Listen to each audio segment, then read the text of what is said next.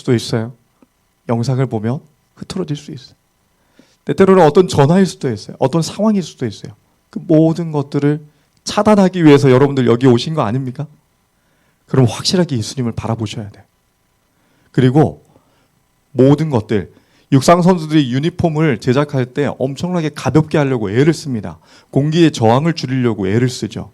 수영 선수들은요 더 심합니다. 수영하기 전날 선수들이 뭐 하냐면 전신의 몸을 다 제거해요. 털을 제거해요. 몸을 제거한답니다. 털을 제거합니다. 전신 면도를 해요. 웃기죠? 왜 그럴까요? 좀 더 빨리 가려고. 털 하나 때문에 속도가 줄어든다라고 느끼기 때문에. 실제로 그렇습니다. 그래서 어제 못 민 털은 여기서 와서 밀어요. 왜냐하면 이게 0.001초 차로 메달과 노메달을 차이를 나타내버리기 때문이죠. 뭐 하려고 그러는 거예요? 얽매이기 쉬운 것들을 다 떨쳐낸다는 겁니다. 마음의 각오를 얘기하는 거예요. 내가 비록 1등을 하지 못한다 할지라도 최선을 다하겠다는 마음의 각오입니다.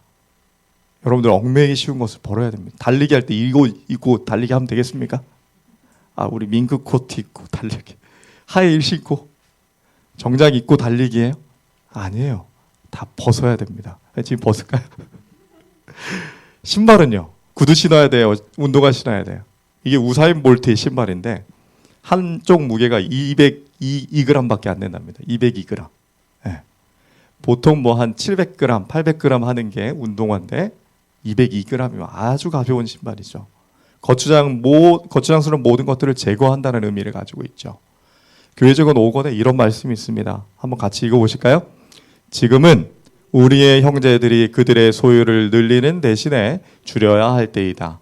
우리는 바야흐로 더 좋은 나라, 하늘에 있는 나라로 옮겨갈 것이다.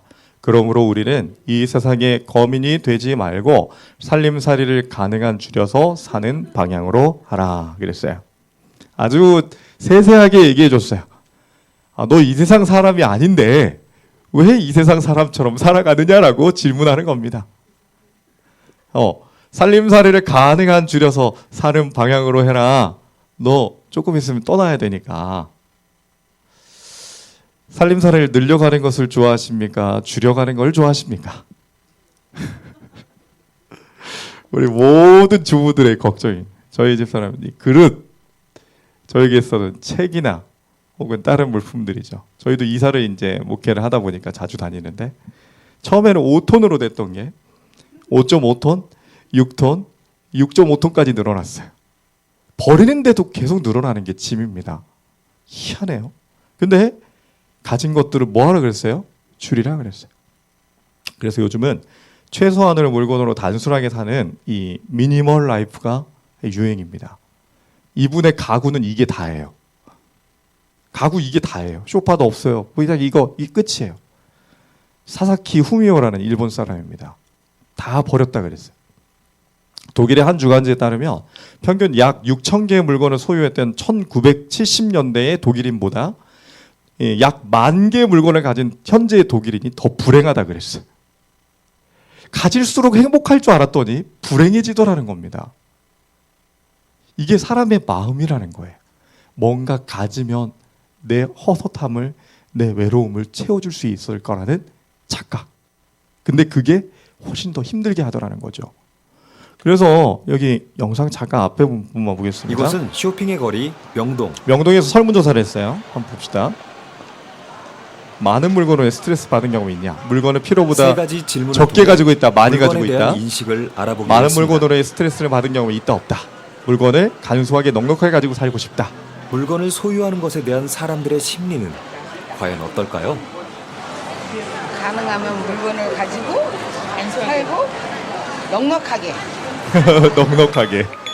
그죠? 결과는 의외였습니다. 필요보다 많은 물건을 가지고 있고 그 물건으로 인해서 스트레스를 받는다는 사람들.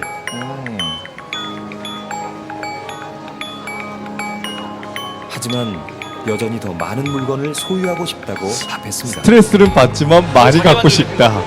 아이러니하죠. 무조건 그냥 사는 편이고. 자기 만족. 돈으로 인해서 이렇게 풍족하게 사는 게 낫지 않을까. 좀 풍족하게 사는 게 오히려 낫지 않을까. 넉넉하게 넉넉하게 갖고 있으면 뭔지 내가 왜 마음으로라도 부자 되는 느낌. 넉넉하게 가지고 있으면 마음으로라도 부자가 되는 느낌. 그러나 현실은 그렇지 않습니다. 그래서 어떤 분들은 한국인들은 행복해 보이려고 사는 것 같다라고 얘기했어요. 객관적인 시각으로. 자동차를 구입하는 이유가 뭡니까? 집은 월세인데 차는 막 벤츠. 뭐 위해서예요? 차부심. 이걸 차부심이라고 그러더라고요. 딱 차에서 내리는 그 한 5초에서 10초. 사람들이 나를 바라보는 시각. 이걸 위해서 차를 산대요. 월 250씩 300씩 내면서. 요즘 젊은이들의 현실입니다. 근데 현실은 뭐예요? 집에서 라면 끓여 먹고 있어요. 벤츠 타는데 월세 집에서 라면 끓여 먹고 있어요. 간소하게 산다라는 것이 무엇일까? 저에게 정말로 필요한 물건이 무엇인지 고민하다 보니 이 상태가 됐죠. 필요 없는 거 다 버렸다는 겁니다. 호주의 한 분은 필요 없는 것들을 다 버리다 보니 남편도 버렸다 이렇게 얘기했어요. 남을 의식하지 않게 됐어요. 그랬어요. 내 길을 걸어갔다는 겁니다. 두려움이 없어졌다는 거예요. 이 좋은 현상이에요? 이건 개인주의하고 다릅니다. 남을 의식하지 않고 산다는 거는 오로지 하나님만 바라보니 나는 흔들리지 않고 내 긍정적인 삶의 길을 걸어가겠다는 거예요. 그러면서 점점 자유를 찾게 되었다 이랬어요. 여러분들 버리십시오. 오늘 이 병실 가서 이제 뭐 버릴 게 많이 나오겠습니다. 예. 그럼 제가 가서 좀 주워올까요? 여기 제롬이라는 사람이 이렇게 있어요. 필요한 것만 챙겨서 인생이라는 배를 가볍게 하라. 여러분들 우리에게 가장 필요한 게 뭘까요? 뭐가 제일 필요합니까? 그 필요한 목적과 뜻이 세워지면 나머지는 작게 보입니다. 제 인생의 목표가 생기는 순간 나머지는 다 작게 보였어요. 제가 3번의 뜻을 세우는 순간 나머지의 것들은 아주 희미한 불빛처럼 사라지는 느낌을 많이 느꼈습니다. 왜냐하면 중요한 포인트가 거기에 꽂혀버렸기 때문이죠. 성경은 우리의 하늘 가는 경주에 방해가 되는 것을 죄라고 말씀합니다. 우리가 어떻게 죄를 벗어버릴 수 있을까요? 마지막 하나님은 그리스도니 믿음의 주에 온전케 하시는 누구를 바라보라? 예수를 바라보라 그랬어요. 히브리서 12장 2절 믿음의 주여 또 온전하게 하시는 인 예수를 바라보자. 사람이 온전하게 된다는 것은 죄가 없는 상태로 돌아가는 것을 얘기합니다. 그래서 뉴스타트라고 한 거예요. 여러분들 죄 때문에 인간은 생로병사의 길에 들어섰고 오늘 우리는 병들어 죽어가는 겁니다. 반대로 죄가 없어지면 어떻게 될까요? 우리는 영원한 생명을 다시 회복할 수 있습니다. 아멘입니까? 이게 정말 이 뉴스타트 병원이 필요한 존재의 이유입니다. 제가 이런 말씀을 드리면 어떨지 모르시겠지만 제가 처음 여기 병원에 근무하러 왔을 때 전에 있던 원장님이 8년 동안 제일 장기간 근무하셨던 원장님이셨어요. 제가 여쭤봤어요. 천연 치유의 병원에서 치유되는 확률이 몇 퍼센트 정도 됩니까? 몇 퍼센트일까요? 좀 많을 줄 알았어요. 승리의 부입니까? 2%였어요. 그 당시 현대 과학의 이 퍼센테이지는 1%에서 1.5%였어요. 그래도 좀 높아서 다행이다 생각했어요. 8년 동안 그분의 고백이었어요. 여수 요양병원의 존재 목적은 생존 너머에 영원한 생명을 바라보게 하는 것이다 그랬어요. 제가 그 얘기를 잘 몰랐어요. 이제서야 다시 한번 그것이 무슨 이야기인지를 알았어요. 100년이 지나면 저 여기 살아있을까요? 못 살아있을까요? 143세의 설대식은 어떨까요? 살아있으나 조금 힘들어 보이지 않겠습니까? 영원한 생명을 바라보게 하는 새 출발은 예수님으로부터 시작해요. 죄를 제거해 주시는 모든 문제의 해결점은 예수님밖에 없습니다. 마음을 편하게 해주는 색 이야기, 녹색의 비밀. 독일의 미넨 대학에서 한 실험을 했어요. 65명의 사람에게 양철캔과 같은 평범한 물건을 제시하고 그것의 쓰임새들을 적어보라 그랬어요. 그랬더니 시험하기 전에 사람들에게 색깔이 들어있는 여러 스크린을 보여줍니다. 그런데 녹색과 흰색이 주로 나오는 스크린을 보여줬어요. 그런데 녹색 스크린을 자주 본 사람은 흰색을 본 집단보다 20% 높은 성적을 거뒀어요. 초록색의 비밀이 있었어요. 녹색이 사람의 창의력과 두뇌 활동을 활발하게 했다는 겁니다. 그래서 제가 이상하게 저는 목욕탕 좋아하고요. 그 다음에 저기 제암산 자연휴양림 혼자 걷는 거 좋아합니다. 근데 혼자 걷지 않고 둘이 걸어요. 누구와? 성령 하나님과 걸어요. 그러면 막 밀물듯이 막 인사이트과 이 말 그대로 공감이 떠오르는데 거기서 설교 10편을 준비하고 옵니다. 약 2시간 동안 걸으면서. 목욕탕에 힘을 쫙 빼고 있으면요. 제가 한 번은 목욕탕에서 왔다 갔다 하면서 제가 5번째 날 그 얘기를 자세하게 드릴 거예요. 금요일 날. 근데 목욕탕에 핸드폰을 못 가지고 가잖아요. 그러면 생각이 났을 때 메모 안 하면요. 나중에 기억하려고 기억이 안 납니다. 그래서 화장실에 다시 나갔다가 들어왔다를 3번 한 적도 있어요. 하나님은 우리에게 함께 교통하시면서 깨달음을 주셔요. 어제 공감 능력이라고 했어요. 저는 그 공감 능력이 얼마나 중요한지를 느끼게 됐어요. 그리고 제 이 공감이 확신이 되어 여러분들에게 전달되는 순간 제 확신은 2배가 되어 하나님을 향해 바라봅니다. 그래서 제가 믿고 이해하고 실천하고 뭐 하라 그랬어요? 증거하라 그랬어요. 여러분들이 나중에 증거자가 되시는 겁니다. 여러분들의 뜻이 이루어지고 하나님 안에서 그 모든 것들이 이루어졌을 때 여러분들을 증거자로 하나님 삼으실 거예요. 아멘입니까? 아멘. 그날을 꿈꾸십시오. 초록색을 보면 마음이 넓어지고 평안해지고 하나님을 더 확실하게 볼 수 있다. 좀 더 봅시다. 나뭇잎의 물방울과 숲의 아름다움. 봉화산을 열심히 올라야 되겠죠? 근데 요즘 초록색이 없어서 어떡하죠? 하늘을 보고 나무를 보고 마음의 눈으로 초록색을 상상하십시오. 사과도 이렇게 초록색 사과 보니까 기분이 좋아지죠. 네. 사람이 살면서 무엇을 바라보느냐가 대단히 중요합니다. 그래서 왜 하나님이 초록색 만들었을까? 모든 식물들을 이유가 있어요. 이 초록색 속에 우리의 마음이 하나님과 연결될 수 있다는 것을 우리 마음속에 심어 놓으신 겁니다. 그래서 빨간색이 아니고 파란색이 아니고 온 세상이 초록색인 거예요. 바라본다는 것은 좋아한다는 것이고 따라하고 싶은 것이 대상이라는 것이죠. 성경은 믿음의 주여 온전케 하시는 예수님을 바라보라고 말씀합니다. 우리가 예수님을 바라보면 그분은 과연 어떤 분일까요? 이제 우리 마무리를 지을 이야기입니다. 믿음의 주여 또 온전케 하신 예수를 바라보자 그는 그 앞에 있는 기쁨을 위한 십자가를 참으사 부끄러움을 개의치 아니하셨다 그랬어요. 모든 사람은 부끄러움 당하기 싫어합니다. 사람들 앞에 있었을 때 모욕을 당하면 마음의 상처가 크게 남아요. 사람들 앞에서 머리 숙이기가 참 쉽지 않습니다.